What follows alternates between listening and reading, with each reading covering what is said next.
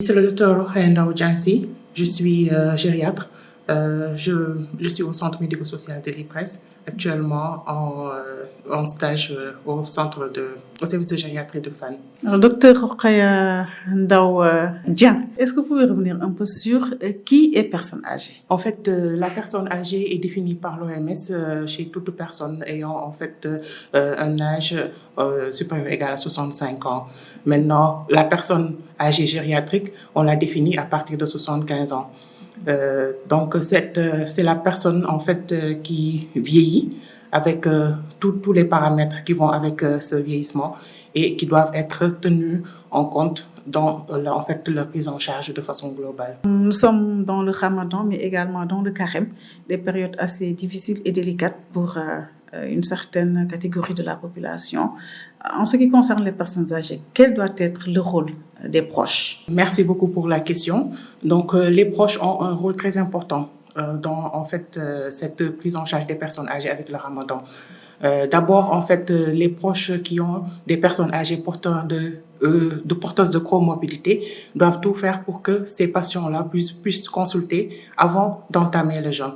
C'est-à-dire que ça soit des comorbidités ou toute autre maladie chronique que la personne âgée est en train de suivre doit bénéficier d'une évaluation avant le Ramadan pour pouvoir juger de l'aptitude de la personne âgée. Donc ça, c'est le premier rôle de l'accompagnateur.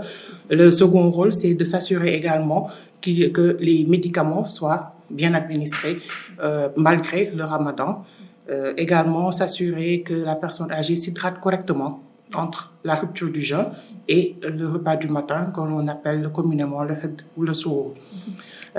Donc, normalement, la personne âgée devrait prendre au minimum 1,5 litre d'eau entre ces deux repas-là, dispatchés entre la rupture et le sourd. Également, il va falloir que ces accompagnateurs soient très attentifs face en fait au comportement de ces personnes âgées-là, que cela soit une somnolence qui apparaît de façon brutale, une fatigue ou bien un changement aigu qui n'était pas en fait connu chez cette personne âgée-là, et il faudra vraiment être alerte par rapport à tout changement pour cette personne âgée-là. Merci beaucoup, docteur Rokhaya Ndao Dian. Merci à vous. Également aussi à ajouter que en fait il faudrait vraiment être près de ces personnes âgées-là, surtout qui sont fragiles. Voilà, et puis pour pouvoir guetter à temps toute complication aiguë pouvant survenir durant ce moment de jeûne. Les proches doivent être prudents, donc. Oui, il faudra être prudent et alerte. Oui, vigilant et surtout ne négliger aucun signe aigu qui ne faisait pas partie en fait de la maladie que présentait la personne âgée. Donc tout signe nouveau que présente cette personne âgée-là durant le Ramadan et chez une personne âgée qui observe le jeûne doit faire l'objet d'une consultation ou bien d'un appel de son médecin traitant. Man le docteur Rokhaya Ndao Diansy maa ngi liggéeyee IPRES waaye maa ngi fii actuellement pour benn stage fii service de gériatrie bu Fann. Docteur Rokhaya Ndao Dian, est-ce que mën nga ñu fàttali kan la ñu war a tuddee personne âgée? waaw personne âgée nag ñu ngi koy définir comme koo xamante ne ni am na juróom benn fukki at ak juróom ak lu ci wala lu ko ëpp. waaw waaye nag bu ñuy wax mag dëgg ci suñu spécialité ñu ngi koy démarrer ci ki nga xamante ni am juróom-ñaar fukki at ak juróom noonu lañ ko définir. Donc nag mag nag day ak li muy ëmb lépp loolu mooy def en fait que ñun ñu nekk spécialiste ci mag ñi, donc lépp la ñuy jël en compte pour mën leen a accompagner correctement ci seen traitement yeeg ak ci seen suivi. da ngeen leen di accompagner ñu ngi ci weer yoo xamante ne dafa xaw a délicat ci ñoom moo xam suñu mbokku chrétien yi ak jullit yëpp. am na ci mag yoo xamante ne dañu taamu ko dañu bëgg a woox lan moo war a nekk rôle jegeñaale yi ci période bii nii. waaw jegeñaale moom dafa am importance trop ci mag.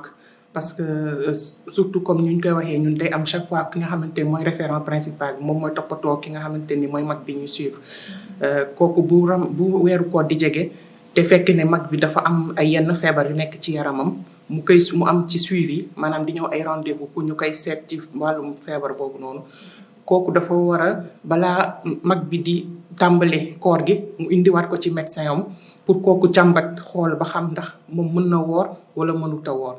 Parce que am na feebar yu bëri yu nga xamante ne nii àndut ak koor am na feebar yoo xamante ni ànd na ak koor waaye foog ñu surveiller ko donc am na ñoo xamante ni tam mën nañu woor sans problème donc loolu yëpp nag médecin bi moom moo koy càmbar.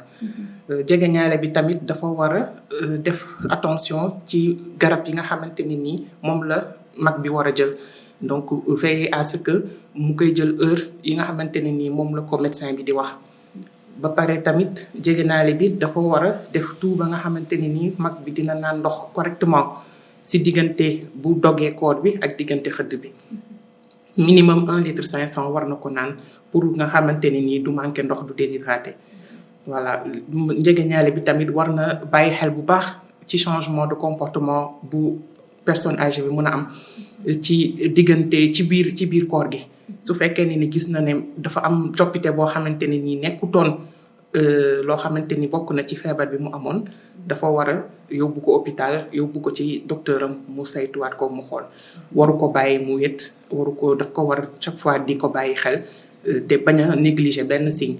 da ko wax di seetlu daal. da ko war di seetlu bu baax ndaxte mag ñi lu si ëpp duñu nangu di jàmbat waaye yow mi nga xamante ni yaa nekk ak moom xam bu baax yow yaay bàyyi xel ci lépp lu nga xamante ni am na coppite ci comportement am surtout parce que mag moom en général comportement mooy njëkk a changé bu commencé di nelaw plus que d'habitude wala mu commencé di wax loo xamante ni nii du maanaam dafa jaxasoo wax bi di jaxasoo wala muy dox nga seetlu ne doxin bi melul comme nu mu meloon yooyu yëpp ay signes la yoo xamante ni nii yow da nga ko war a bàyyi xel pour mun ko teel a yóbbu ci docteur am.